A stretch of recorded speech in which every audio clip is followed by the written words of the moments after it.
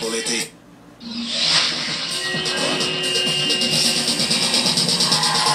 est de retour avec Marina and the Diamonds sur le plateau de Palmarès. Elle a fait la première partie de Coldplay hier soir, elle le fait aussi ce soir. Mais on parle de son nouvel album Electra Heart, which you say is about love.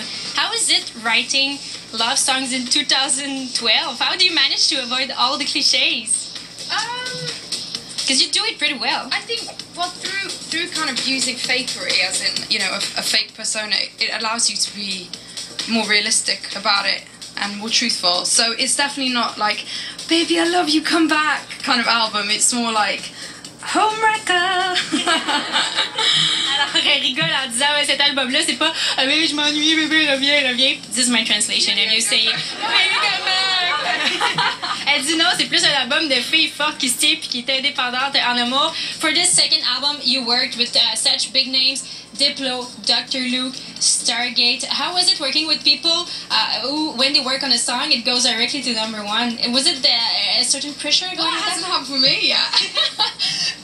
It's going to happen for sure. Now everyone knows the lyrics of your song. Well, yeah, it's doing really well. Well, I came from a very DIY indie background, so it's very interesting working with them. Yeah. You talk about the indie background, and I find this is very interesting with you because you do kind of an alternative pop. You say you're an indie artist with pop goals. Is it hard to find the balance between the mainstream side and the alternative side? I don't know if it's hard, but I think for people sometimes to understand. Like when I first started the album, I wanted to create a dark bubblegum pop album. So kind of like a goth Britney Spears. That was what was in my head. So it's kind of working, so hopefully it's not too hard. Yes. Elle dit qu'elle travaillait avec des gros noms pour la réalisation de cet album-là, Dr. Luke, Stargate, et que ça lui a pas mis de pression, mais qu'elle espère que ça va lui donner des numéros 1. Puis elle dit, moi je suis une artiste indépendante avec des buts pop et c'est dur de trouver parfois l'équilibre entre les deux, mais je veux être une genre de Britney Spears gothic. Speaking about other women in music, there's a bunch of female artists in UK that experiment great success. I think of you, Emily Sandé, Florence and the Machine. Do you feel like you share something with them, even if you do all kind of pretty different musical styles? Not particularly. I mean, I like both artists a lot. I can see maybe Florence I probably share more with than Emily, but yeah, both are really great artists. So. Marina qui dit bon ben moi je sais qu'il y a d'autres artistes britanniques qui ont beaucoup de succès et je les aime beaucoup aussi, mais je ne me sens pas nécessairement de parenté avec elles, peut-être un petit peu moins avec Emily Sandé, peut-être un petit peu plus avec Florence Welch de Florence and the Machine. Speaking of women, I listened to your first album, The Family Jewel. I listened to this one too, and I love both, and I feel like your music is eminently feminine. Yeah. And I was wondering if you consider yourself as a feminist artist. Yeah, definitely. I think if I said no, it would mean that I don't believe that, you know, women should have equal rights. So it's definitely a yes. But, I mean, I am a woman, so that's the only perspective I can write from. Is this music for men or music for women? I think this is definitely for both. Yeah.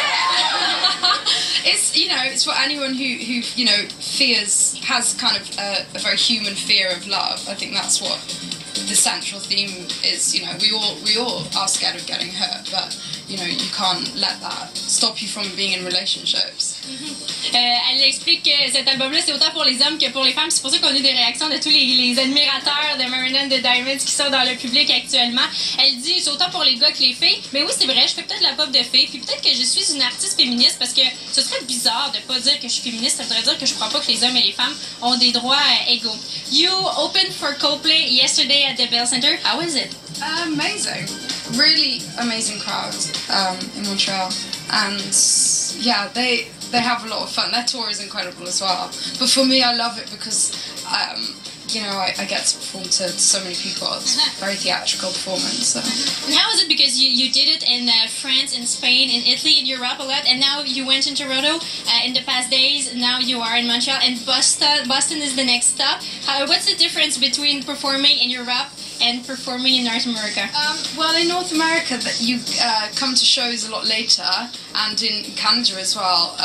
In Toronto, they came to the show like just as I was kind of like halfway through my set, whereas in Europe they come very early.